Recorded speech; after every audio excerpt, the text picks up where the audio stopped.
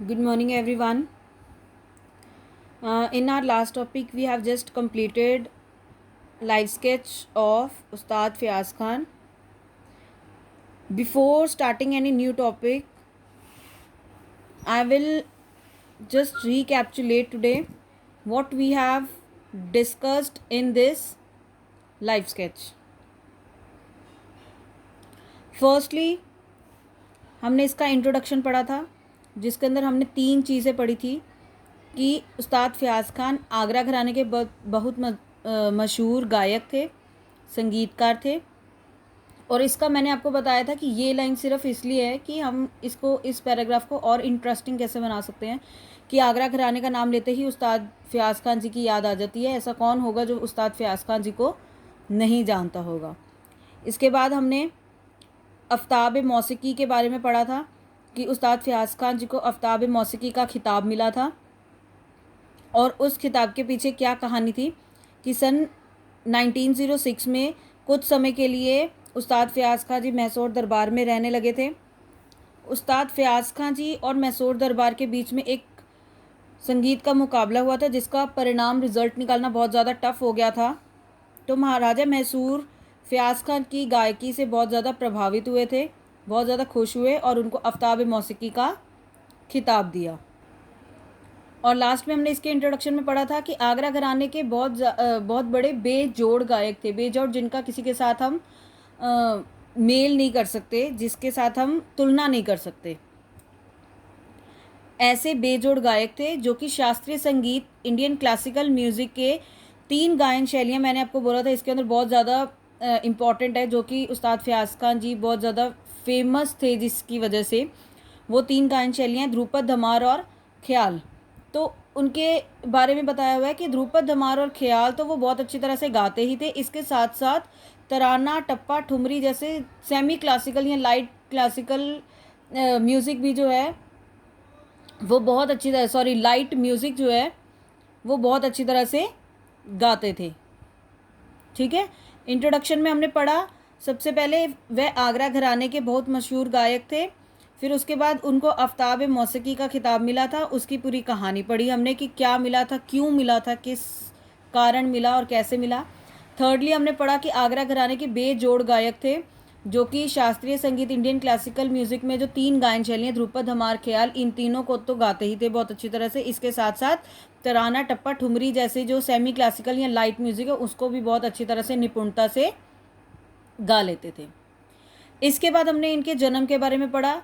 उस्ताद फ़याज़ खान जी का जन्म 1886 में आगरा के नज़दीक एक सिकंदरा नाम के जगह में हुआ था, अपने मामा के घर में हुआ था। इनके पिता का नाम था सफदर हुसैन खान, जिनकी मृत्यु इनके जन्म के 3-4 महीने पहले ही हो गई थी, जिसकी वजह से ये अपने नाना के घर में रहते थे और वहीं पे इनका पालन पोषण हुआ। इनके नाना का नाम था अब्बास खान, वह भी आगरा घराने के बहुत अच्छे गायक थे। तो इसीलिए इनको, इनके पूर्वज जितने भी थे, पिछले जितने भी थे, वो सब संगीत के गायक थे, बहुत अच्छे आगरा घराने के ही गायक थे। एक हमने ये भी पढ़ा कि इनके जो पूर्वज थे इनका संबंध तानसेन से था, तानसेन एक गायक थे, तो उनसे संबंध था। तो इससे भी हमें पता लगता है कि इनके घर में शुरू से ही संगीत का ही माहौल था, इसीलिए इनको संगीत जो है वो विरासत में मिला था। मतलब इनको अपने पूर्वजों से ही, अपने बड़ों से ही संगीत विरासत में मिला था। इसके बाद हमने पढ़ा संगीत की शिक्षा, उनको संगीत की शिक्षा कहाँ से मिली और कैसे मिली। संगीत की शिक्षा उनको अपने नाना गुलाम अब्बास खान से मिली थी। 5 साल की उम्र में, छोटी सी उम्र में ही उनको संगीत की शिक्षा मिलनी शुरू हो गई थी, क्योंकि हमने पढ़ा उनके घर में शुरू से ही संगीत का माहौल था और घर से ही संगीत की शिक्षा मिलनी शुरू हो गई थी। तो 5 साल की उम्र में ही, छोटी सी उम्र में उनको संगीत की शिक्षा मिलनी शुरू हो गई थी। अच्छा, अब हमने पढ़ा कि संगीत के अंदर आलाप और ध्रुपद, 2 चीज़ें मैंने आपको बताई थी होती हैं, आलाप और ध्रुपद। आलाप और ध्रुपद जो है वो उनको अपने नाना से सीखने को मिला, और धमार जो है वो उनको अपने नाना के छोटे भाई ने सिखाया था। ठीक है, जब इतनी संगीत की शिक्षा उनको मिल गई तो इसके बाद वह कलकत्ता, बम्बई और ऐसे बहुत बड़े बड़े जो शहर है वहाँ पे उन्होंने अपने संगीत की गायन पेश किया, अपनी कलाकारी दिखाई गायन में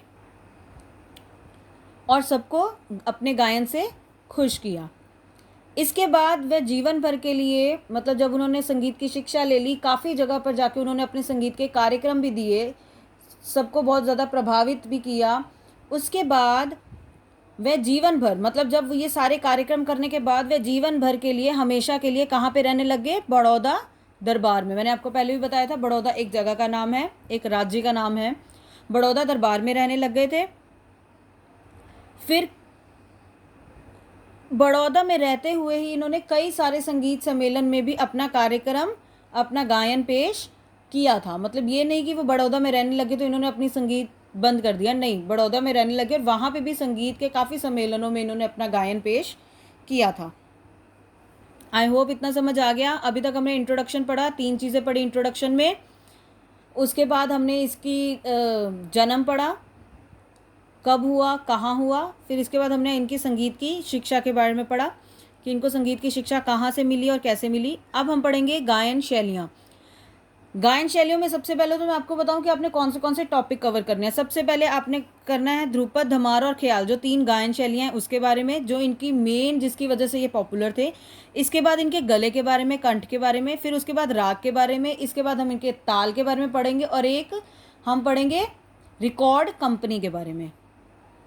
ठीक है, तो सबसे पहला हमारा है ध्रुपद, धमार, ख्याल।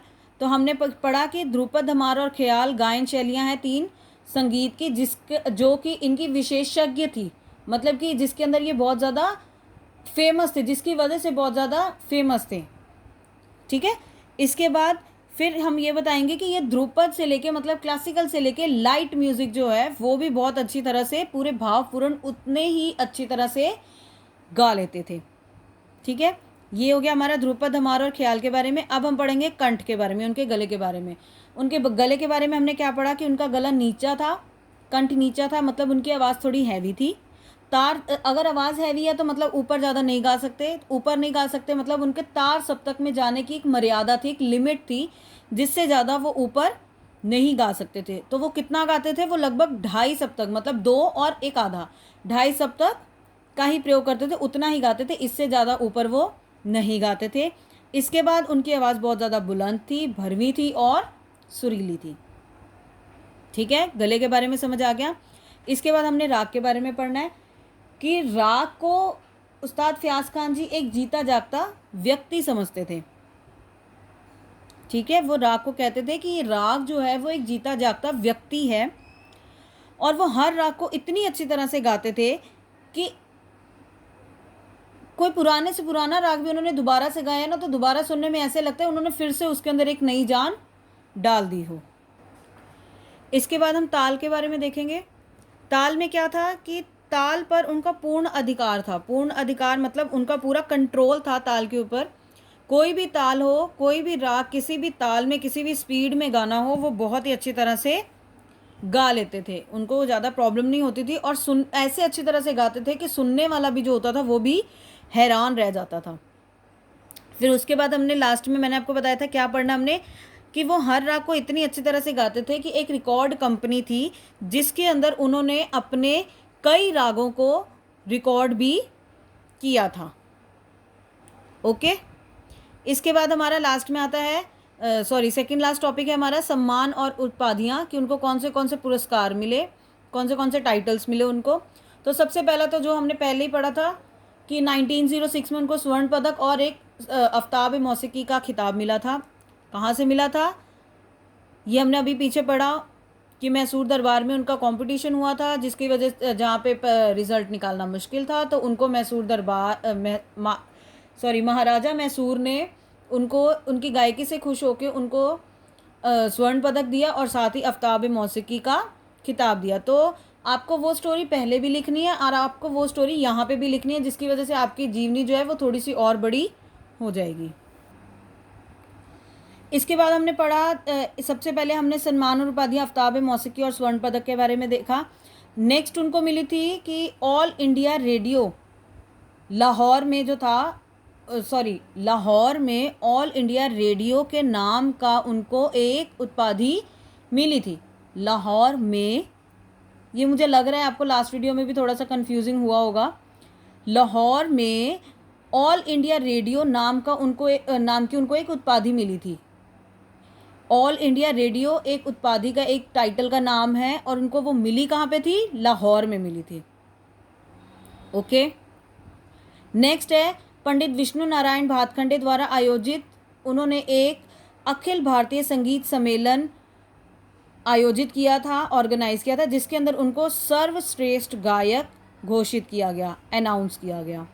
ठीक है, और लास्ट में महाराजा बड़ौदा ने उनको ज्ञान रत्न की उपाधि भी दी थी। तो सम्मान और उपाधियां में हमने क्या क्या पढ़ा? सबसे पहले हमने आफ्ताब मौसीकी और स्वर्ण पदक के बारे में पढ़ा। दूसरा हमने पढ़ा ऑल इंडिया रेडियो की उपाधि, जो कि उनको लाहौर में मिली थी। फिर पंडित विष्णु नारायण भातखंडे ने एक अखिल भारतीय संगीत सम्मेलन आयोजित किया, जिसके अंदर उनको सर्वश्रेष्ठ गायक घोषित किया गया था।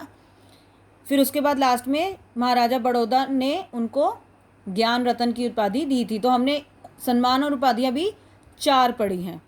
ठीक है, एंड में लास्ट टॉपिक हमारा आता है देहांत, मृत्यु। तो उस्ताद फ़याज़ खान जी आगरा घराना के सबसे मशहूर गायक थे। उनकी मृत्यु 5 नवंबर 1950 में बड़ौदा में हुई थी। ओके, 5 नवंबर 1950 में बड़ौदा में हुई थी।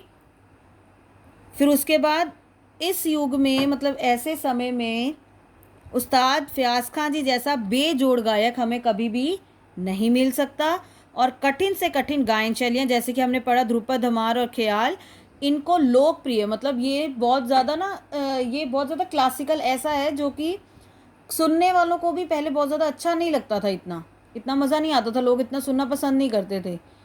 तो इसको लोकप्रिय, मतलब लोगों के अंदर फेमस करने का श्रेय लोगों के अंदर फेमस किसने किया था? उस्ताद फ़याज़ खान जी ने ही किया था। ओके, तो ये था हमारा आज का सिर्फ और सिर्फ रिकैप्चुलेशन ऑफ उस्ताद फ़याज़ खान जी, जो हमने पीछे 3 वीडियोस में पढ़ा है। आज उसको समराइज़ करके मैंने आपको एक बार दोबारा से करवा दिया है, जस्ट रिवीजन हो जाएगी हमारी। अब इसके बाद मैं आपको एक असाइनमेंट दूंगी जिसके अंदर कुछ क्वेश्चंस हैं, वो आपको सॉल्व करने हैं और मुझे सेंड करने हैं। उसका ऊपर टॉपिक आप यही दोगे, रिवीजन, और फिर नीचे लिखोगे असाइनमेंट, या रिवीजन असाइनमेंट लिख लेना। Okay students, have a good day, bye bye.